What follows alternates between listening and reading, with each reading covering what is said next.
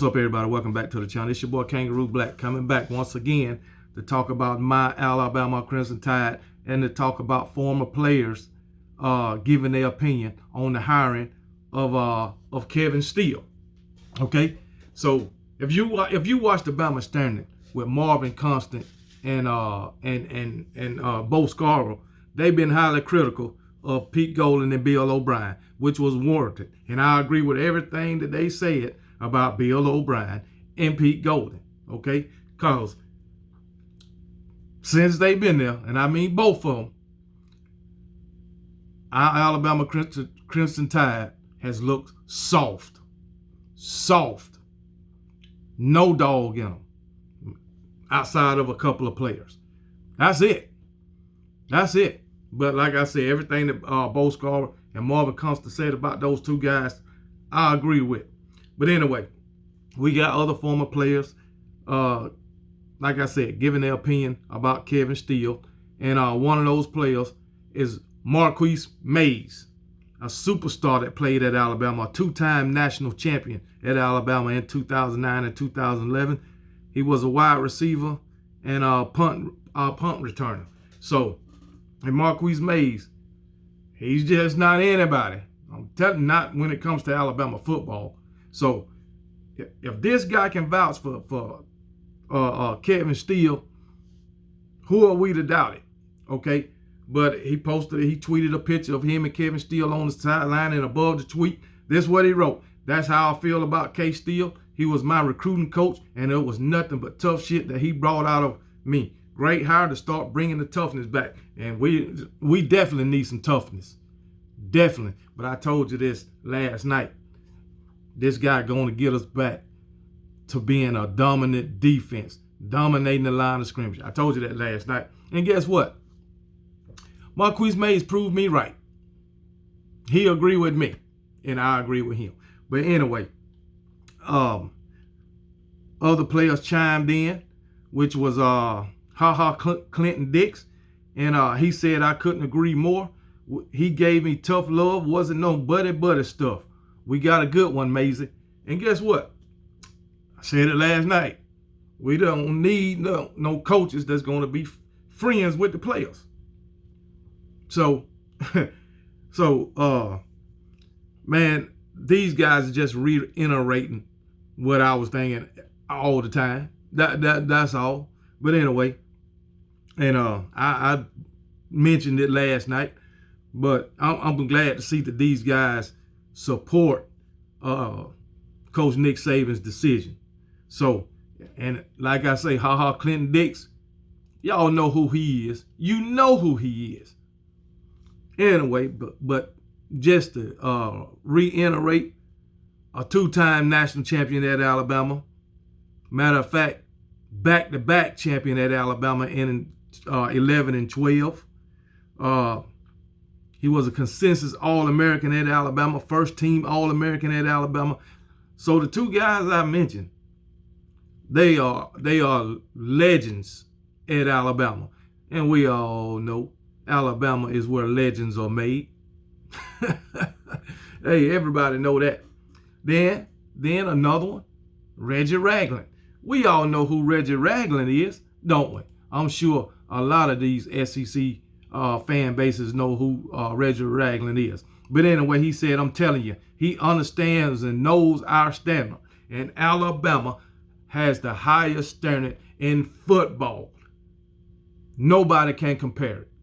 That's why everybody in college football gets compared to Alabama, whether they're the reigning national champions or not. Alabama is still the team that everybody talks about. Still, Alabama is the team that everybody still continues to be compared to. So, I mean, I don't give a damn who the national champion. Alabama is college football. Plain and simple. You can dispute it, but you will be wasting your time.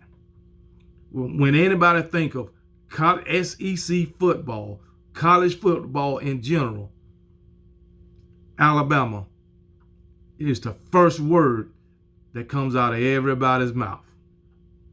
So, but anyway, And you talk about Reggie Ragland at Alabama, two-time national champion. All three of these guys got 2 national championships at Alabama.